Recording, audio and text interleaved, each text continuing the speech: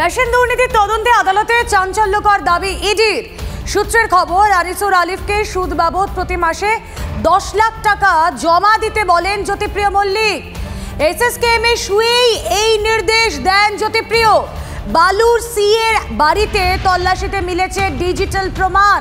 আদালতের দাবি, ইডির আইনজীবীর অত্যন্ত গুরুত্বপূর্ণ খবর। রেশন দুর্নীতির তদন্তে আদালতে চাঞ্চল্যকর দাবি ইডির। সূত্রের খবর, আনিসুর আলিফকে সুদ বাবদ প্রতি মাসে 10 লাখ টাকা জমা দিতে বলেন জ্যোতিপ্রিয় মল্লিক। কথা বলবো আমাদের প্রতিনিধি সুজয় পাল রয়েছেন সঙ্গে। সুজয়, রেশন দুর্নীতিতে এই তথ্য বিস্ফোরক কার্যত। হাসপাতালের বেডে শুয়ে শুয়েও দুর্নীতি।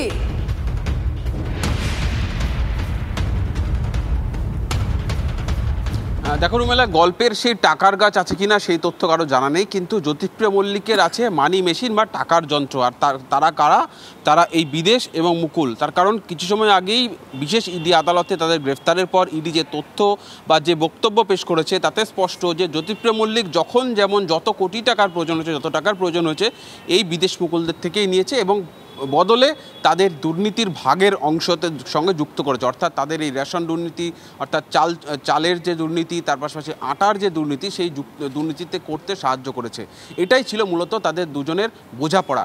তদন্তকারীরা বলছেন যে জ্যোতিপ্রিয় মল্লিক যখন গ্রেফতার হয়ে এসএসকেএম হাসপাতালে শুয়ে রয়েছেন, তখন তার কাছ থেকে একটি চিঠি তারা উদ্ধার করেছিলেন। সেই চিঠি থেকেই প্রথম বিদেশ মুকুলের নাম তারা জানতে পারেন এবং ওই চিঠিতে লেখা ছিল যে মাসে 10 লক্ষ টাকা সুদ হিসাবে জ্যোতিপ্রিয় মল্লিককে দিতে হবে। অর্থাৎ সরাসরি তিনি তো গ্রেফতার রয়েছেন, তিনি তো পারবেন না।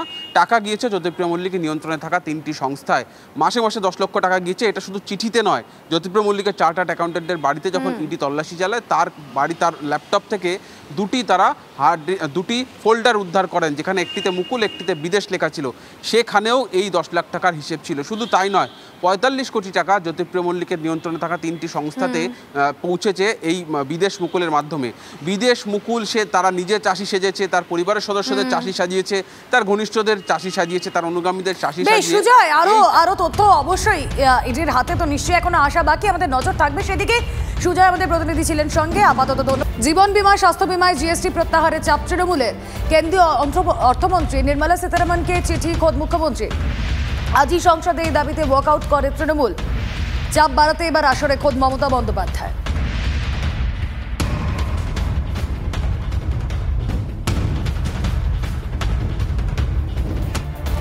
জীবন ও স্বাস্থ্য বীমা থেকে জিএসটি প্রত্যাহারের দাবি তুলে আজই লোকসভা থেকে ওয়াকআউট করে তৃণমূল। 18% জিএসটি প্রত্যাহারের দাবিতে সরব তৃণমূল। জিএসটি প্রত্যাহার না হলে আন্দোলনে নামার হুঁশিয়ারি মুখ্যমন্ত্রীর। আর জিএসটি প্রত্যাহার নিয়ে সরব খোদ কেন্দ্রীয় মন্ত্রী নীতিন গডকরিও।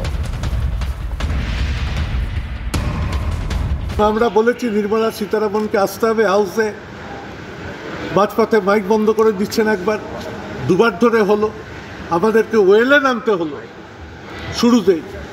এখন আমাদের খুব স্পষ্ট দাবি, লাইফ ইন্স্যুরেন্সের যে প্রিমিয়াম এবং ওষুধের মূল্য, তার উপরে জিএসটি আমাদেরকে প্রত্যাহার করার ব্যাপারে অ্যাসিওর করতে হবে এবং এই সিদ্ধান্তকে রোল ব্যাক করতে হবে।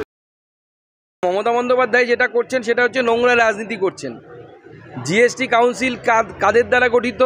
সমস্ত রাজ্যের অর্থমন্ত্রী এবং মুখ্যমন্ত্রীরা জিএসটি কাউন্সিলের সদস্য।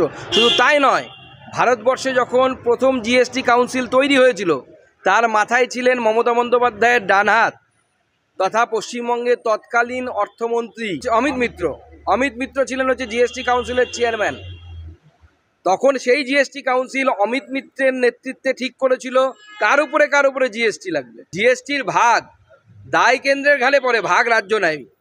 এবং জিএসটি বাড়ার ফলে বা জিএসটিতে রাজ্যের রোজগার বাড়ার ফলে রাজ্য সরকারটা কোনো রকমের টেনে টুনে চলছে। শিলিগুড়ির ডেপুটি মেয়র ও কয়েকজন কাউন্সিলরের বিপুল সম্পত্তি বৃদ্ধির অভিযোগ। টাকার উৎস নিয়ে প্রশ্ন তুলে পুর নিগম ঘেরাও করে বিক্ষোভ বিজেপির। রাজ্য বিজেপি সভাপতি সুকান্ত মজুমদারের দাবি, রাজ্যে এবং রাজ্যের বাইরে ডেপুটি মেয়র রঞ্জন সরকারের 1,500 কোটি সম্পত্তি রয়েছে। আর অভিযোগ উড়িয়ে সুকান্ত মজুমদারকে পাল্টা চ্যালেঞ্জ ছুটছেন রঞ্জন সরকার। আইনি পদক্ষেপের হুঁশিয়ারি দিয়েছেন তিনি। আমি তো শুনে অবাক হয়ে যাচ্ছি যে ডেপুটি মেয়রের নাকি 1,500 কোটি টাকার সম্পত্তি, যেখানে টাকার অভাবে শিলিগুড়ি কর্পোরেশন কাজ করতে পারছে না নাকি, টাকা নেই নাকি। ডেপুটি মেয়রের 1,500 কোটি টাকার সম্পত্তি হয় কি করে? মানে শিলিগুড়িতে কি এরকম কোনো শিল্প আছে যার যে শিল্পের মালিকের 1,500 কোটি টাকা থাকতে পারে? আমি মানে নিশ্চিতভাবে আমি নিশ্চিত যে এই টাকা জনগণের টাকা এটা লুট করে খেয়েছে। নানা ধরনের এজেন্সি আছে, সেটা না লাগিয়ে তার বিচার না করে উনি মানুষকে নিদান দিচ্ছেন, আত্মহত্যায় প্ররোচনা দিচ্ছেন। এটাও ক্রিমিনাল অফেন্স। আমি আইনের নোটিশ পাঠাচ্ছি, ওনাকে জবাবদিহি করতে হবে কোর্টের কাছে। আর যদি করতে না চান তাহলে ক্ষমা চান। ওনার যদি ক্ষমতা থাকে উনি মানুষের সামনে তথ্য তুলে ধরুন। আর যদি না ধরেন, আমার আইনের উপরে আস্থা আছে, বিশ্বাস আছে, মানুষ আছে, তারা বিচার করবেন এবং শাস্তি ওনাকে পেতে হবে। গত লোকসভা নির্বাচনে শিলিগুড়িতে বিপুল হারের জেরে এমনিতেই দলের শীর্ষ নেতাদের কাছে শিলিগুড়ির নেতাদের ভূমিকা আতশ কাছের নিচে। এরই মাঝে জমি কেলেঙ্কারিতে জড়িয়ে একাধিক শাসক নেতা গ্রেপ্তার হওয়ায় শিলিগুড়িতে তৃণমূল নেতাদের অস্বস্তি বাড়ছে। এবার সেই অস্বস্তি আরও কয়েক গুণ বাড়ল। এই পরিস্থিতির মাঝে আজ সকালে শিলিগুড়িতে বোমা ফাটান বিজেপির কেন্দ্রীয় মন্ত্রী সুকান্ত মজুমদার। তার দাবি, শিলিগুড়িতে এই পুর নিগমে ক্ষমতায় থাকা তৃণমূল নেতাদের সম্পত্তি লাফিয়ে লাফিয়ে বাড়ছে। গত কয়েক বছরের ডেপুটি মেয়র রঞ্জন সরকারের সম্পত্তির পরিমাণ প্রায় 1,500 কোটি টাকা। রাজ্যে এবং ভিন রাজ্যে এই বিপুল টাকা তিনি কিভাবে অর্জন করে বিনিয়োগ করলেন তা প্রশ্ন তুলেছেন সুকান্ত মজুমদার। আর বেলা গড়াতেই বিজেপি আন্দোলনে নেমে পড়ল। সুকান্ত নির্দেশের পর এই পুর নিগমকে ঘেরাও করেন বিজেপির নেতারা। তাদের দাবি, কাটমানির টাকায় ফুলে ফেঁপে উঠছেন তৃণমূলের নেতারা। যদিও রঞ্জন সরকারের দাবি বিজেপি মিথ্যাচার করছে। পাল্টা আইনি নোটিশ পাঠানো হবে সুকান্ত মজুমদারকে। ক্যামেরায় দীপায়নের সঙ্গে প্রসেনজিৎ, TV9 বাংলা।